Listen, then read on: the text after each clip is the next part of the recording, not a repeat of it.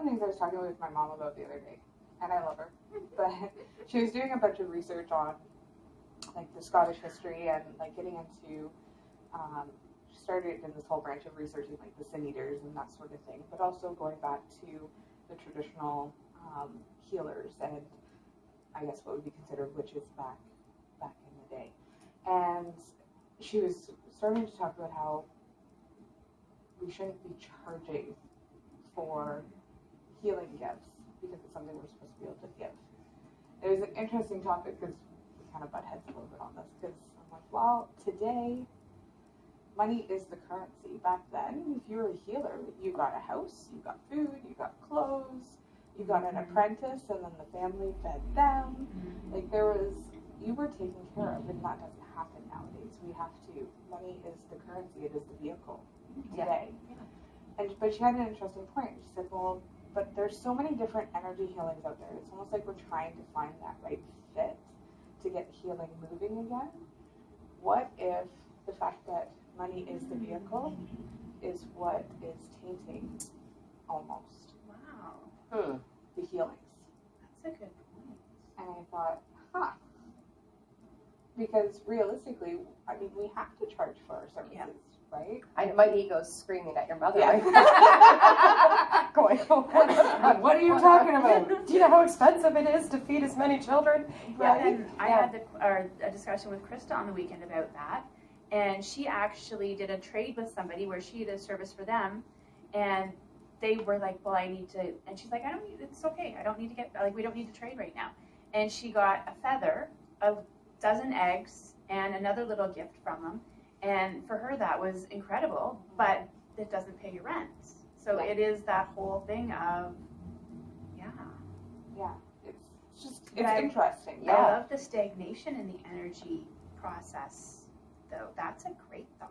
Yeah, because, I mean, you have to admit, Reiki had its place, and I think a lot of us have gotten away from that and started pulling in different energies, and it's almost like we're trying to put together and piece together that healing system that's going to work for everyone. Yeah. Because we don't have that right now.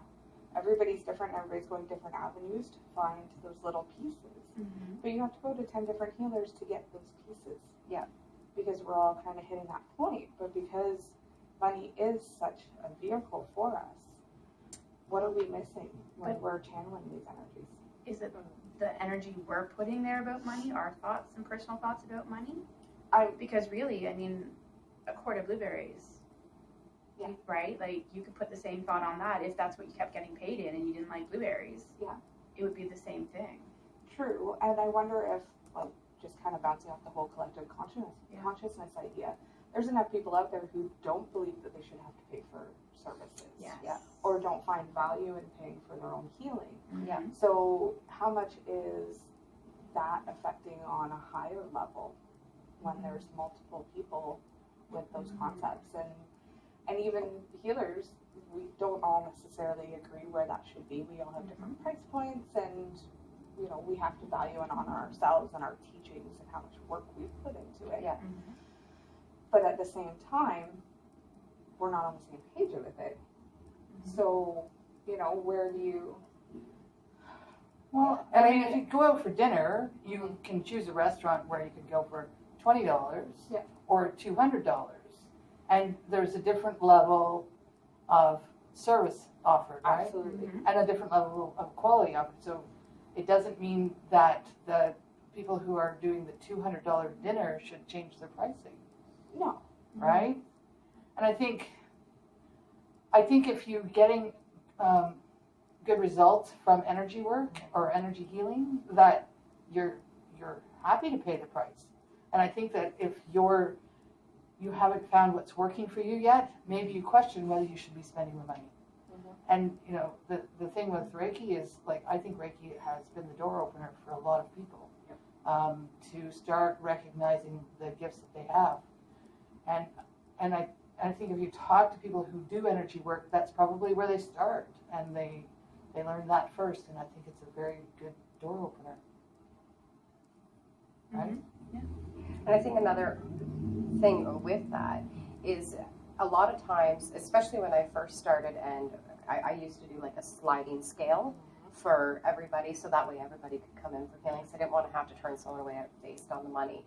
And the people who were choosing to come forward and they were paying, say, $5 or $10 for the hour.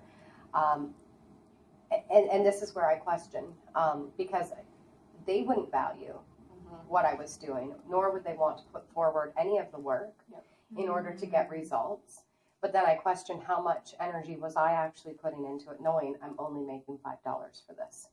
Do you know what I mean? Yeah. And so I do believe there needs to be some sort of retribution. And if that's a trade of services, if that's you're making me apple pie, and I'm very excited to get the apple pie, I don't think it really matters in what way we're given those gifts. But it does need to be something of value that both people entering into the healing partnership need to believe is an equal trade or an equal value, so that way everybody actually does something with it.